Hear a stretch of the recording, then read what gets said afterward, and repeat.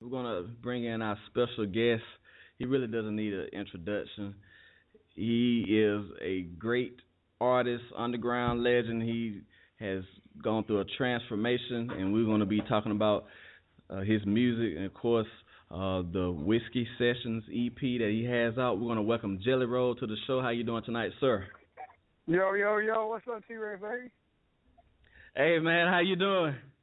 Oh, man, I'm good, man. I'm actually just finishing up a little Walmart shopping. What you picking up at Walmart tonight? Man, I'm actually just grabbing a whole bunch of water and just prepping for the week, trying to get my week ready. I got a real busy week, man, so I try to come in on Sundays and just get what I need for the week on a Sunday when I know I'm going to be in town for the whole week, man. Okay. So what do you have going on this week? Actually, man, we got band rehearsal the whole week for the tour. We're getting that together. Finishing up the mixtape Therapeutic Music 5. I'm finna just give away something for the people again. And recording, man. I'm in the studio literally, 8-10 hours a day. Okay, that's what's up. Now I know you just played at the Playboy sessions. Can you tell us about that experience and how you was received during that gig? Dude, it was nuts. It was like my team had called me and asked me if I was interested in doing this thing called the Playboy sessions because the chief editor of Playboy, man, shout out to Brooklyn, he had seen the Whiskey Sessions, right? He had seen the Whiskey Sessions and he was moved by them, so he was like, man, it'd be cool if we did that at Playboy because they were thinking about bringing back a version of Playboy After Dark. And I was like, yeah, man, I'd love to do it. I was there for the week of the Grammys, so we did it like as a pre-Grammy party up at the Playboy office. It was awesome. Okay, were you starstruck being in that type of environment, or you just just took it in as usual? Whenever I was a kid, man, my father told me that anytime you score a touchdown in life, try not to act like it's your first one. Okay. Thank you so much, honey. So I tried to actually carry that philosophy in there. But the moment was whenever I looked up and seen the big Playboy logo, right? That's whenever it was real. I was like, dude, I'm at the fucking Playboy place. You know what I'm saying? But it was like, I was like, dude, I'm here. But it was cool, man. It was like super, super cool, man. It was humbling, dude. It was humbling too, just to be there. And I called my father afterwards, and I was like, Dad, I figure a father's worst nightmare is for his daughter to call and say she's on Playboy. But it's probably got to be a proud moment for me to tell you that your son's in Playboy. So he was tickled, man. So it was cool, man. It was a good thing. It was a big look. It was a way bigger look than I thought it would be. It aimed a whole new group of people at me, and it kind of like even my booking agency. People just kind of started being like, okay, this dude really got some traction because we're just getting odd angles. I mean, fuck, dude, who do you know that's going to fucking breaking music on Playboy.com? You know what I'm saying? That's not like shit that happens for people. Like this there has to be something crazy going on in my world for shit like that to be working right now. You know what I mean? Oh yeah, that was amazing. T-Rex. All right. So my question is, I ask all the artists when they come on the show, if you could headline a show, who would be your lineup? Or like say 3, 4, 5 artists. If you could like headline a show with some artists, who would they be? If I could do a show with some of them, I wouldn't want to say headline because the guys I bring, I definitely wouldn't want to open up for. I mean, I wouldn't want them to open up for me. Man, I would just, I would love to do a mess up, man. I would love to tour. I would love to tour with some old rock and roll groups, man, like fucking ZZ Top or the Dave Matthews Bands and some of these people who are getting, these $1 million tickets tonight. I would just love to see how they operate and how that full moving and stuff was, and just to, Kid Rock. You know what I'm saying? Shit like that. I think that'd be so dope, man, to tour with some of those just mega Taylor Swift type acts. You know what I'm saying? Oh yeah. I mean, just to be on the same stage as those people, I think would be an honor. But to do a duet with somebody, whether on stage or off stage, that's the other question I have for you. Who would you want to do a duet with? I would like to work with Kid Rock. I would like to work with just that whole era of rock and roll kind of rap music. You know what I'm saying? Just the Kid Rocks of the world, the old Linkin Parks. I'd love to collab with some of those guys who kind of paved the way for the sound that I'm chasing now. Uncle Cracker was a guy I always wanted to collab with, and I had the luxury of doing that last year. Just some of the guys that kind of pioneered the sound that I'm using today. You know what I'm saying? Because it's by far not super. This is something they paved the way for. Like you said, man, like some of the acts that you named off, like the ZZ Tops, the Dave Matthews Bands, people like that. That's music that I listen to, and I can just feel your passion when you say that's who you want to work with, and that's who you want to learn from. I mean, where else does that passion for music come from?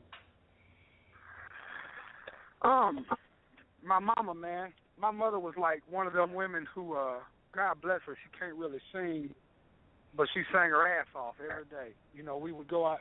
I remember vividly being in the kitchen and her listening to oldies and old Motown music. You know what I'm saying? And just how influenced I was by that whole culture and coming up. And old traditional country music, outlaw music, and things like that. You know what I mean? So being from Tennessee, especially Nashville, you know what I mean? Like, we just grew up on so much different kind of music.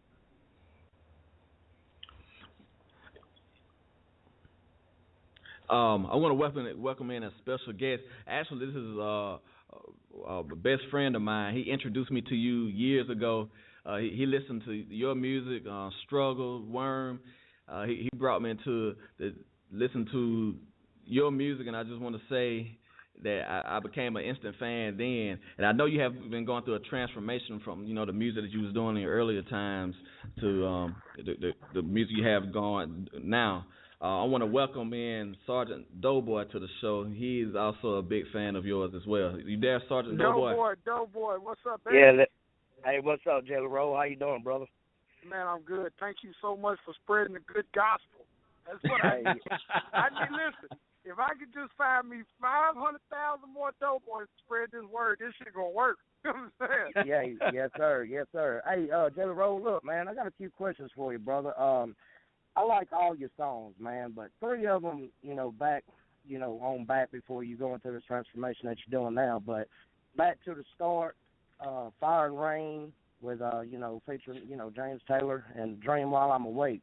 Them are my top number 3 songs that I can listen over every day, and I do listen to it every day because them 3 songs right there, man, has put an inspiration in my life with the struggles and the hard times that I go through. And I just want to let you know, man, that it keeps me from blowing my damn head off, cousin. And man, I just want to let you know that you're doing good work, and it's inspirational. And man, if you could tell me about those 3, if you can tell me about those 3 songs briefly, like what drove you to do those 3 songs, Right. Well, here's the thing, man. It's funny because you label those 3 songs as before the transformation, right? But those 3 songs were the pivotal points in the transformation, right? Okay. What were they? There was Dream While I'm Awake, James Taylor, Fire and Rain, and what was the other one? Yep. Back to the Start with Lil White. Check this out. So, right, follow this because this is gonna be crazy to you because you're actually gonna be the first person who got insight into how I changed, right? Whenever I did Dream While I'm Awake on the record that I released that on, I believe it was on that's probably the Mid-Grade Miracle, or was it Whiskey, Weed, and Waffle House? I think it was Whiskey, Weed, and Waffle House. Right. So whenever we finished that record, and we had shot the first video we shot was at Yeah Motherfucker, yeah, and we shot Dreaming, and I went to go shoot Dream While I'm Awake, and I remember being like, man, I got this record called Dream While I'm Awake. It's got a heavy piano in it. I would like to do something different, right? Yeah. So if you look at the video, I walk out with a fedora hat on and a vest, right? Yep. I've never wore a fedora hat. I never wore a vest, and I never sat in front of a musical instrument. No video. I've done all trap music before that. But I just felt like that song needed to convey a different message because it was so deep and it was so much my heart where I was at in that moment. You know what I'm saying? Like, and I felt I just kind of, I just felt like I was between nothing and everything. And whenever I got such a good reception to that song, I went and did Fire and Rain, right? And Fire and Rain is who got me the deal with the people I'm with now that kind of helped me craft my sound. When they came down to Nashville, they were like, yo, we've been studying you on YouTube. It was a guy named Jingle Jared from L.A. He said, man, we've been studying you on YouTube. He said, this record you did with James Taylor, you took the James Taylor Fire and Rain sample. He was like, I could just hear the honesty in your voice. I could hear the conviction. I could hear pain. He was like, why don't you make more music like that? I was like, well, it's kind of fucking, more towards rock and roll country. He was like, then that's what we need to make. You know what I'm saying? If that's what you're doing, if that's the best version of you we think we heard, that's what we're interested in working with. And then the Back to the Start record was a Willie Nelson sample. You know what I'm saying? Yeah. We sampled, we sampled some old Willie. So it was like what I'm doing now is no different than what I've always done, except for it's more guitar driven and more live instrument driven. And the biggest thing is like Yippee-Ki-Yay would be no different than what Welcome to the Trap House was. Yeah. I just like Yippee-Ki-Yay is not the meat of my record. You know what I'm saying? Records like that's just a record you do to get people to party. And our goal is to get people to listen to what we're saying so we can actually say something. So, Trap House, it's just, the negative annotation of promoting. I had kids that was coming to me that was like, man, we out here trapping hard, Jelly. White boys like you let us know that we can do shit like that too. And then I'm just like, whoa, that I never wanted that. I never wanted to feel like I was pushing kids into believing that selling drugs was okay. Exactly. So, so I wanted to change the spirit of my music. That's what I tell people. My music didn't change as much as my spirit did. You know what I'm saying? I wanted kids to get something from my music, but Therapeutic Music 5 is on its way, brother. It'll be out next week. Well, it's old Jelly. You know what I mean? And I was going to ask you too, Jelly. Now, Knocking on Heaven's Door featuring Diverse. Now, is that one of your new ones? It's actually Diverse's record, man. Dudley Ross is on that song, right? Dudley's a dude from the west side. I'm from Chambers County, man, and I'm like 45 minutes from Columbus, and I noticed that you said like south of Nashville, west side of Columbus, and I noticed when the video started up, it said Chambers County Films, and the video, that y'all did, and me and T from Chambers County. Right. But, hey, yo, y'all need to come out, man. May 1st, Scully's. Okay. May 1st, Scully's, Jelly Roll Live. It's going down. It's going to be a beautiful show. Beautiful night. May 1st. What is it, Scully's? Yes, sir. All right. And two more little questions for you, man. Absolutely. Do you have by any chance, man, if you can help a veteran out, do you have one of those big posters that says Crown Weed, Waffle House, do you have one of those posters available where you can autograph it and send it to me? I got a poster I can send to you, not the Whiskey Weed and Waffle House one, because Waffle House sued me for using their logo. Man, I didn't know that. Yeah. Yeah, man. But I definitely got I'll send you one of the new posters, man. And if you can just make it out to the show, man, we'll hang out and I'll sign one for y'all then. May 1st, man, right around the corner. 45 days, brother. It's gonna be a great show. I'll make sure y'all took care of it, VIP and all that. Yes, all right. I appreciate it. One more question, man. What's your favorite college SEC team football? Oh, man, you can't ask me that. No, you probably Tennessee, huh? Man, no, it's like, here's the thing, man.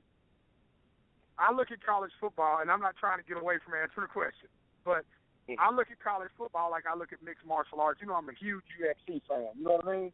Oh, yeah. And I'm such a fan of the sport itself that, there's certain fighters I favor towards, but ultimately I'm just a fan of a good fight. Okay, that's what's up. Yeah, so it's like I'm the same way in college football. I'm a fan of a good game. I'm from Tennessee, so all my brothers were Volunteer fans, but my other sister and brother I grew up in the same household with were Auburn Tiger fans. And that is more damn Eagle. For sure. And here goes the crazy side of that. Not just saying this because y'all are from Ohio. I fell in love with a woman from Columbus. We was in a relationship together for like a year. We broke up just based on the principle of, she wanted a family man. She had a son, and she wanted a family man, and unfortunately my career don't allow me to be that. Exactly. But yeah. I love her to death. So obviously, spending a year with her, you know, I love the Buckeyes. You know what I'm saying? You can't be in Columbus as much as I was in Columbus and not ride for the Buckeyes. So yeah. I'm just in a place where I just love a good college football game, man. It's one of my favorite things in life. It's a good college football game, a good MMA fight, a good boxing match. Yeah. Not a huge basketball fan, admittedly, but definitely love college football. Well, Jelly Roll, I just want to tell you, man, God bless you and God bless your career, man. I hope everything goes good for you, brother. I'm going to continue to keep following you. I just want to let you know. I just want to let you know, brother, man, that you got a lot of inspirational words in your songs and music, man. And I just want to let you know, man, that you helping me. Music is my therapy, and listening to people like you, man, that's what's keeping me going on. Because I got a little girl, man, that I got to look after, and I came back home from Iraq and Afghanistan effed up, which I was a little effed up before I went in the Army, but, it just made it even worse for me. And I just want to let you know, man, you're an inspiration, and God bless you, man, and I appreciate the interview, brother. Man, dog, thank you, man. Brother, God bless you for the time you served, man. You wouldn't deal what I wasn't able to do. And hold your head up. I look forward to seeing you on May the 1st. Make it a point to block that day off in your calendar, brother. Well, I'll tell you, I will, and I'm going to make sure that I kidnap T. He going. Y'all come on, man. Dinner's on me that night. That's my word. Dinner is on me that night. I appreciate it, Jelly. All right, have a good one, brother. Peace. You too, brother.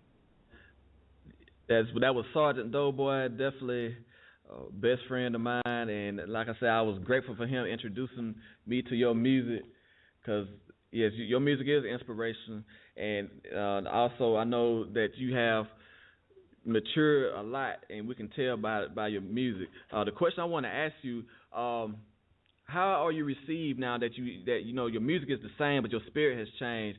How has the fans that has ride and died with you from the beginning, how they receiving the sound that you're putting out now, and then also with the new fans that you are getting from with the music you're producing now?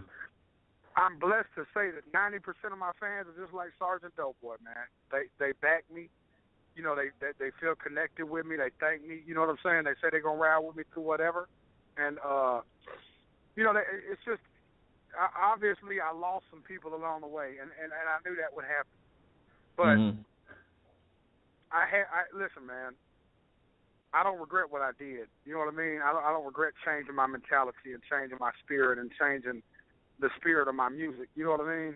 It was never to go country. I'm not going country. I don't even consider the music I'm making country.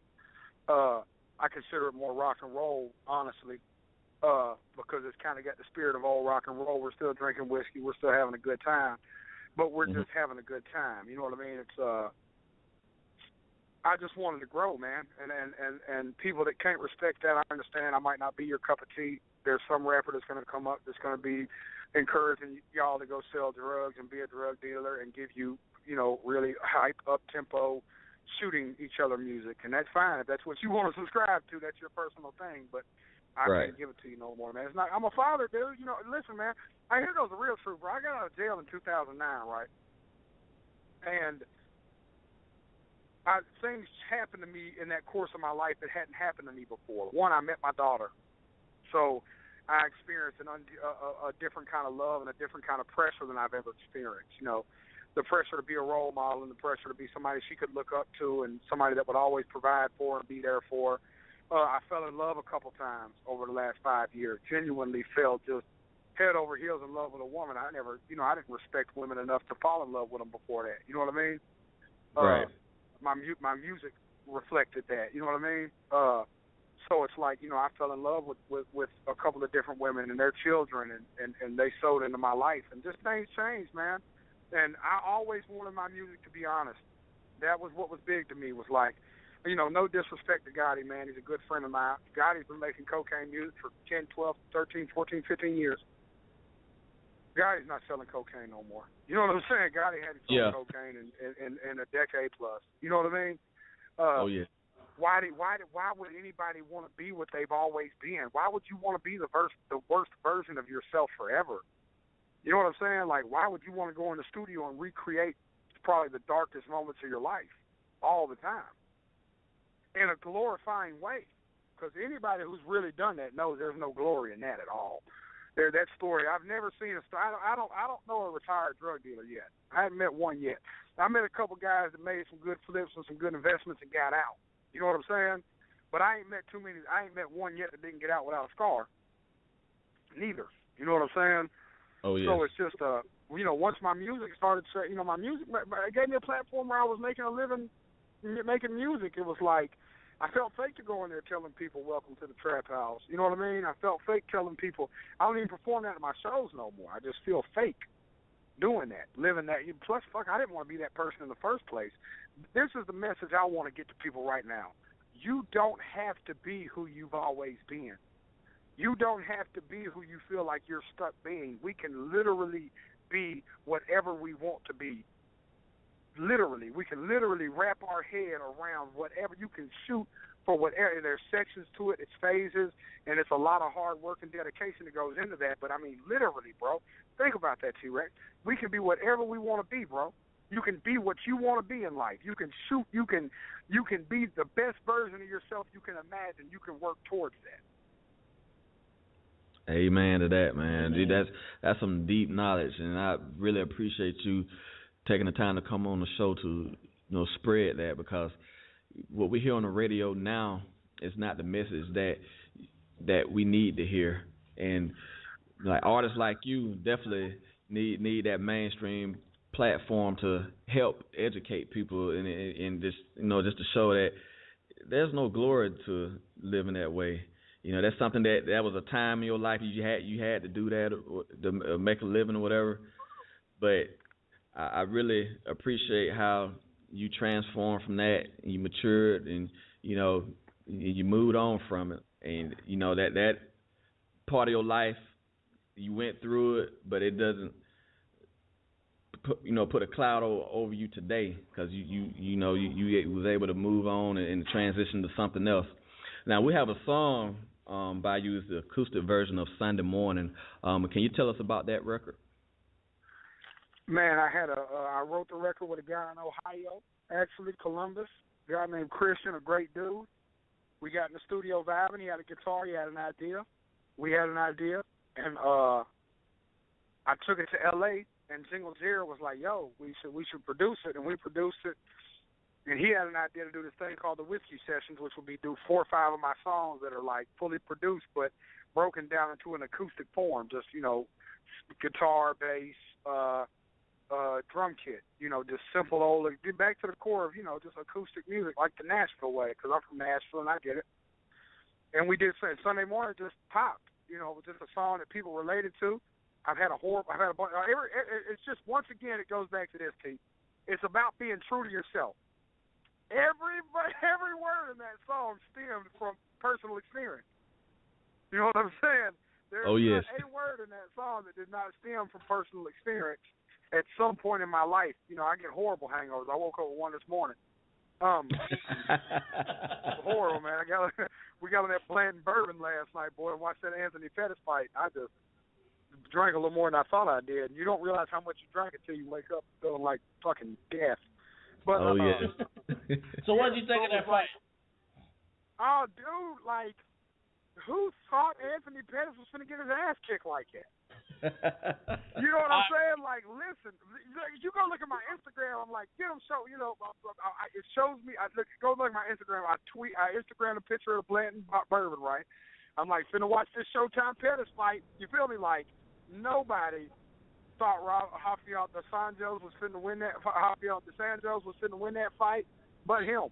You know what I'm saying? He's the only person in the entire Dallas arena that night that thought besides his kids and his wife and his coach, that thought he was finna win. And he did not just win; he beat that man up from bell to bell. I mean, from buzzer to buzzer for 25 minutes. I never thought anybody would ever do that to Showtime, man. I thought he was really gonna have a reign, and it's just that sport's evolving, man. It's like if you can't wrestle and really wrestle and determine the pressure of that fight, Anthony didn't have enough space to really get off. He just stayed in his ass the whole time. He pressured him the whole time, and Anthony could never get comfortable in what he was doing, man. And I'm sure Pettis will come back stronger. But I tell you what I did think, though. I did think Joanna was going to kick the shit out of Carla Esparza. Oh, yeah, I did too. Nobody believed it, but I was like, listen, y'all, I think this chick is fixing the fucking. She was scarily confident. Like I haven't seen too many fighters that was that genuinely confident. That was like, I'm gonna go out here and beat her up for sure. No, but she said in the press conference, she said, none of y'all have to believe me. That's fine, but I'm telling y'all, I'm finna whoop this girl bad. And she did, boy. She put it on her. I think Alistair Overeem looked like he's kind of coming back into himself. I think Roy Nelson is a fucking tank. That kid, it's like unbelievable the kind of shots he can take. Yeah, but that was a legit knockdown though he had on Alistair, and if he had a couple more seconds, he probably would have finished him in that third round. Oh no, for sure. Yeah, for sure. I mean, Alistair said he was sore. I don't know if you've seen the post-fight press conference, but Overeem was like, dude, I'm sore. He's like, y'all thought that dude is scary. You know what I'm saying? Yeah, I couldn't believe. Did you see the side of his ribs? Yes, definitely. Yeah, believe, boy. Are there any shout-outs you would like to give or in a website you like to plug before we play Sunday morning? Yeah, man, jellyroll615.com. I'm on Instagram and Twitter at jellyroll615 on both of them. Snapchat seems to be something popular now, but jellyroll615 on Snapchat. I'm on Facebook. YouTube, man, please just check me out. Tune in. I'm worth tuning into, man. I'm trying to build people who really tune into me, not just a song, So let's just tune into the Jelly Roll Show. It's worth watching. I plan on hanging around a few more years, so it keep y'all occupied for a few years. Well, I want to thank you so much. Shout out to Dove, man. Shout out to Dove. Yeah. I can't forget Dove, man. She's one of the greatest PRs in the building, man. She keeps me busy. She keeps me on the phone, and she got me some of the best looks, man, in the world. Just shows like this. This is 50. She just really, really came through for me, man, and helped me transition my sound into something different, man. She's awesome. Oh, yes, most definitely. I want you to introduce the Sunday morning song, and this song's going to take us out. I want to thank you, Jelly Roll, for taking the time to be on the show. I'm going to let you close out the show with your song. Absolutely, man. Y'all look me up May 1st, too, T, man. You heard Sarge say he's going to drag you out. Yeah, man, it's your boy Jelly Roll, man. Y'all checking out Sunday morning, the acoustic version, because it's Sunday morning. It really is, though, kind of still.